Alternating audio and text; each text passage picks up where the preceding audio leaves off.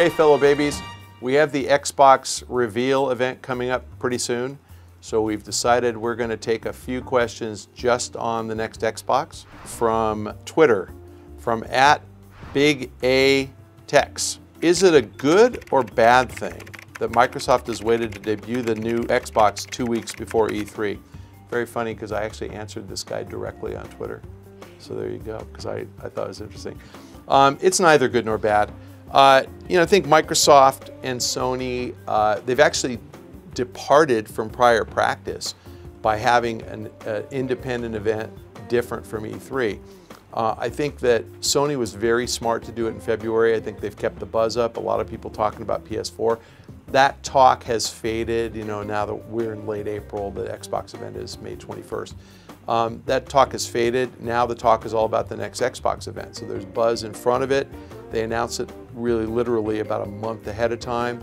They're going to get buzz for the 2 weeks heading into E3. The truth is, buzz is one thing, purchase intent is another.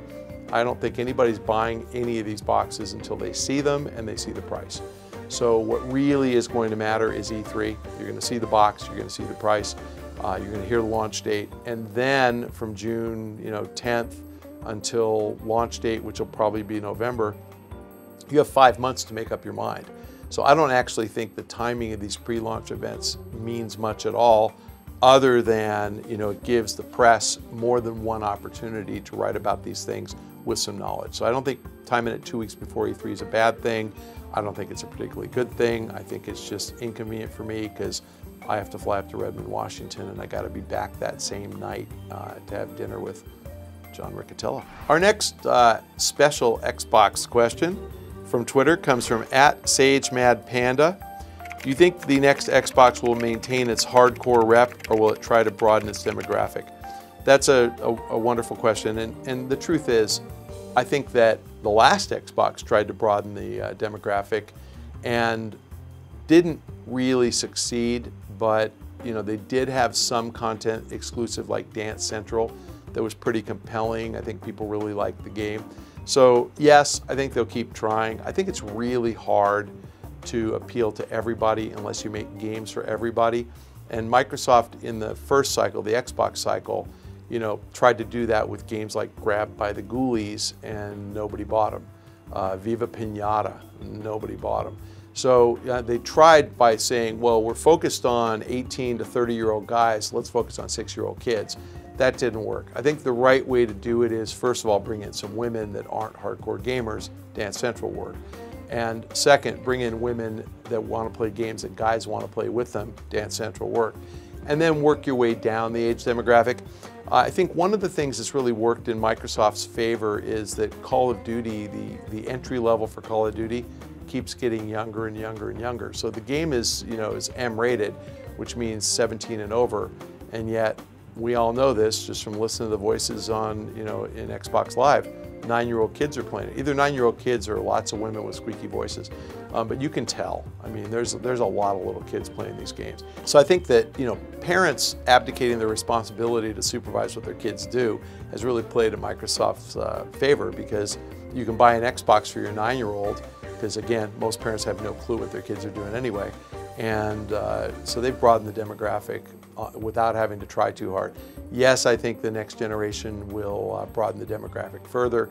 I've said in the past and been criticized for it, Skype is a killer app. Skype's a killer app because it brings grandma into the mix, because we do have to say goodnight to grandma. And I think you're going to see Skype in the next Xbox, and I think it's a reason for the family to get one so we can all assemble in the living room, say goodnight to grandma. And so I think that's actually a really cool thing. From the Ask Pack forum, from Serial Killer 1, pretty funny, Serial with a C, I like that. I just read that Value Act took a $2 billion stake in Microsoft. I was wondering, what influence do you think they could have on the Xbox division, and do you think their influence can be positive for consumers, gamers, or will it be detrimental for Xbox fans? Yeah, I'll give you an economics lesson. I'm gonna have to look this one up. Give me 1 second while I pull up my monitor.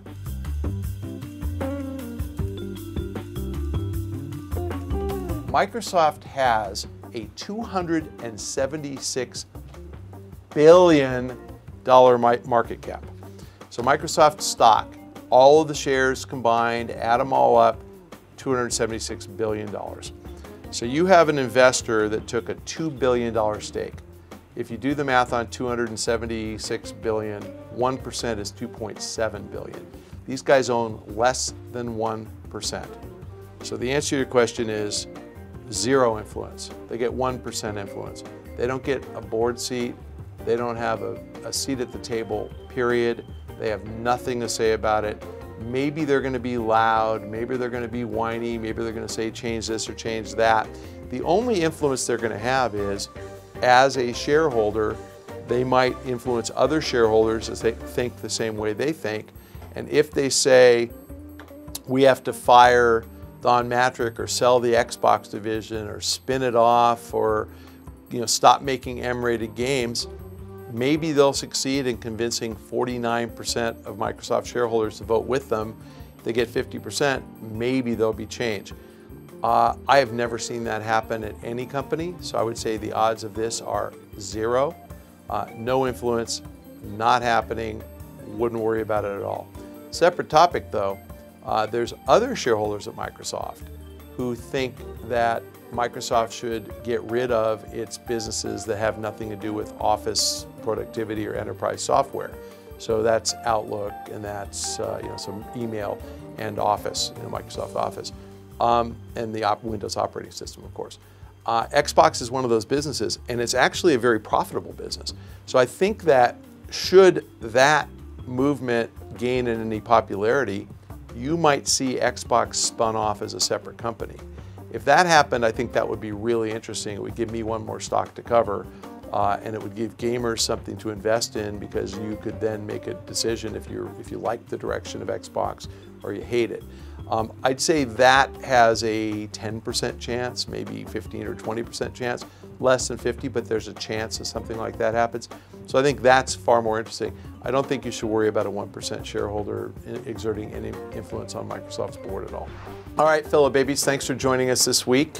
If you'd like to submit a question, you can do so at the link below. If you would like to submit a question through Twitter, I have a new producer. We've decided not to make my new producer a Twitter star, so we're going to try to make this a little more antiseptic. Please send the questions on Twitter to me, @MichaelPachter, and please make sure you copy @GameTrailers and use the hashtag AskPack. Now that's a whole lot of characters. I know that's going to cut your question in half. So try to be industrious in how you ask your questions on Twitter. It's okay with us if you actually use more than one tweet to send a longer question. We'll be fine with it. Thanks again for joining us. We'll see you next week.